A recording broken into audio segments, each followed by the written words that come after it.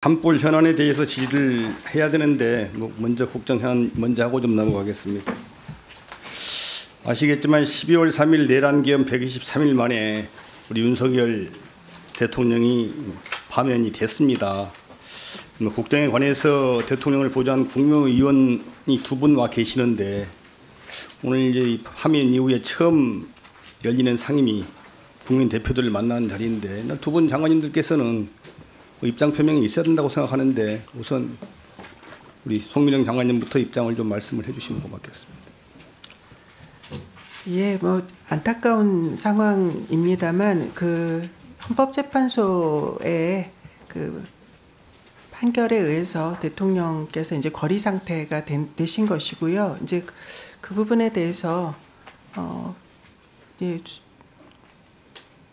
받아들이고 예, 이제 우리 다음 정부에까지 저희들이 하여튼 최선을 다해서 그 농정의 공백이 없이 노력하도록 하겠습니다. 강도영 장관님 입장 어떻습니까? 예, 뭐 지금까지 계속 제가 그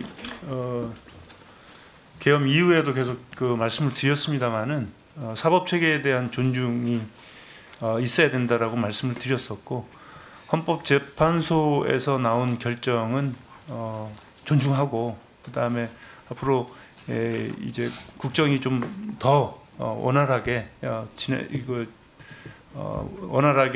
진행되고 해양수산 분야 업무가 좀 더 성공적으로 갈 수 있도록 소임 끝날 때까지 최선 다하겠다는 말씀드리겠습니다. 뭐 당연한 말씀 같은데 저는 두 분 국무위원들은 대통령을 국정에 관해서 보좌하고 또 뭐 지침을 받아서 시행을 하고 또 잘못이 있으면 연대 책임을 같이 져야 된다고 생각을 합니다. 그러면 국민 대표인 우리 상임위에 나와서 죄송하다 이런 말씀을 먼저 하셔야죠.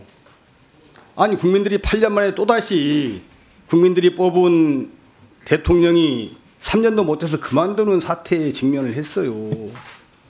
국민들에서 막대한 책임감을 느끼고 정말로 당장 그만두고 싶긴 하지만은 그래도 국정 공백 때문에 어쩔 수 없이 직무는 계속 수행하지만은 국민 여러분께 죄송하다.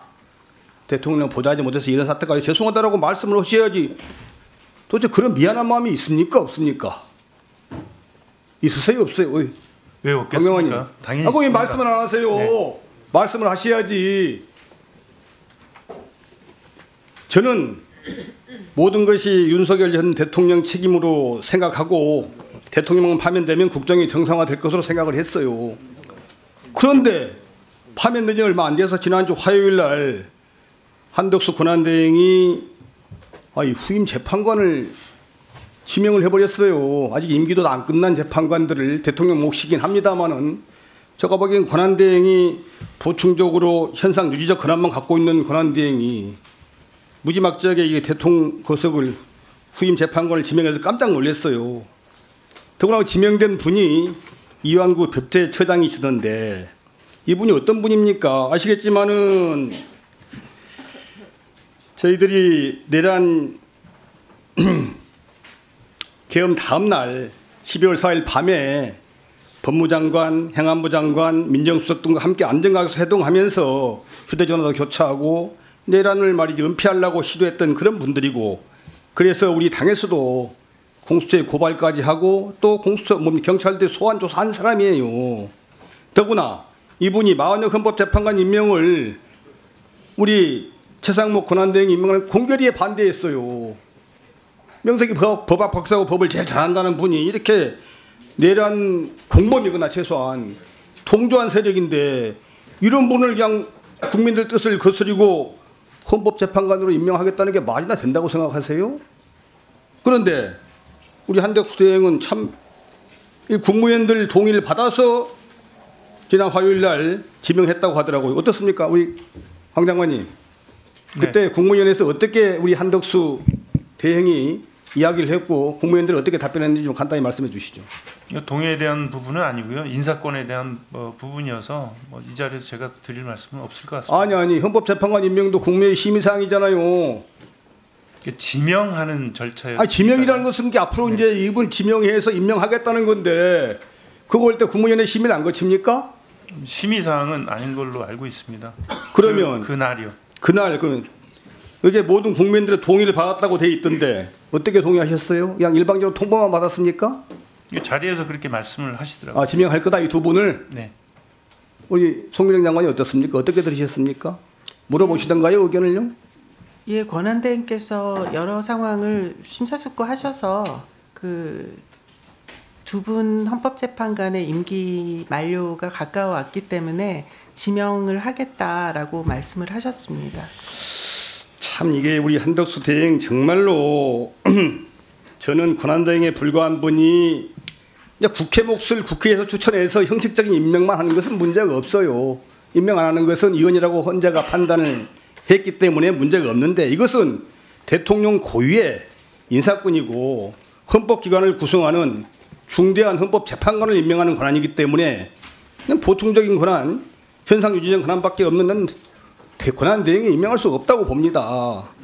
실제 헌법재판소가 올해 3월 24일 날 선고한 한덕수 총리 탄핵 사건 결정문 보게 되면은 권한대행은 예비적 보통적으로 대통령 직무를 대행하는 자로서 대통령직과 동일하다 할 수 없다 이렇게 이야기했고요. 한덕수 대행 자체가 작년 12월 대국민 담화에서 중대한 고유권을 행사하는 것을 자제하는 것이 헌법과 법률의 정신이다 이렇게 이야기를 했어요. 그래놓고 마흔역 재판관 임명 꾹 버텨놓고 이제 와서는 4개월도 안 돼서 바로 또 후임을 고유권을 행사를 했어요.